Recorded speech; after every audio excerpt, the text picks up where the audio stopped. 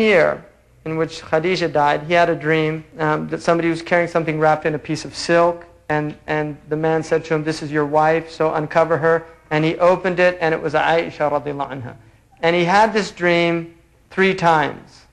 And you can imagine, because she was very young. The Prophet ﷺ was 50, over 50. Aisha radiallahu anha was very young. He's actually slightly less. He's about 49. Aisha is very young. And he said, if Allah is going to make this happen, He'll make it happen. And then the confirmation came from Khawla, the wife of Uthman ibn Mad'un, who said, "You should marry somebody." And she was helping out in the house. And he said, "Who?" And she said, "Either Aisha, the daughter of Abu Bakr, or Sauda." Now, I think it's important too that you realize the fact that Khawla tells him to marry Aisha is very indicative of the fact that that was not an unusual thing in their culture. Obviously, in this culture, it would be a completely shocking thing.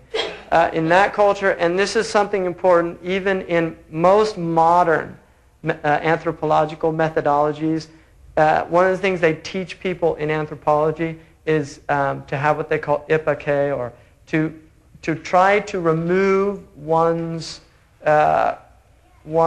social frames of reference when one is examining another culture, because it's unfair to superimpose one's own prejudices upon another culture. You have to recognize that each culture has its own traditions and its own way of doing things. And if you try to force upon them your own ideals, your own principles, and your own acceptabilities, then what you end up doing is being unjust towards another tradition, right? And that's really important. Now, for the Muslim, obviously, it's going to be, what does the Sharia say, right?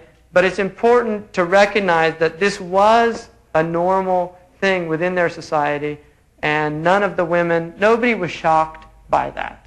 It was just part of their culture. That's really an important thing to remember. And the other thing is that Aisha radiallahu anha, there's some different riwayat, but in Sahih al-Bukhari it says, there's a riwayat that she was 9 or that she was 12. But the Prophet ﷺ actually did not take her into his household until she gave up playing. In other words, that was the sign that she was no longer a child. So he was not with her as a child. And that's really important to note. In other words, she was an adult when the Prophet ﷺ brought her into his household. And one of the things in here mentioned, Aisha realized something had changed her status, because they wouldn't let her play out in the streets, right? She had to play inside the house. But she was still playing. And at the point that she gave up her dolls and became an adult was when she was ready to become a wife. Prior to that, she was not. But the contract, and this is something that Sharia permits. So that's just an important thing to remember. And if you look also in the Oxford Dictionary of the Bible, it says in there that they think that probably Maryam, or Mary, alayha salam, was between 12 and 14. They recognize that was the age of where a woman got married in that culture. So the Christians who say, how is it that the Prophet ﷺ is marrying somebody so young? The truth is that was very normal, both in the Hebraic and Semitic cultures, and in most parts of the world, including China and India and other places. So it's really modern society that has extended the age of marriage. And there's an important book, really, and the only reason I'm emphasizing this, because this is an issue that Orientalists and a lot of non-Muslims will bring up. And this is something that Christians like to point out about Islam. So this is what's called a shubha. So I want to make sure all of you understand why we don't accept it as a doubtful matter. There's an important book by Neil Postman which is called The Disappearance of Childhood. And one of the things that he writes in there is that childhood was in fact an invention of Renaissance Europe. That prior to the Renaissance Europe, children became adults at about the age of 7 or 8.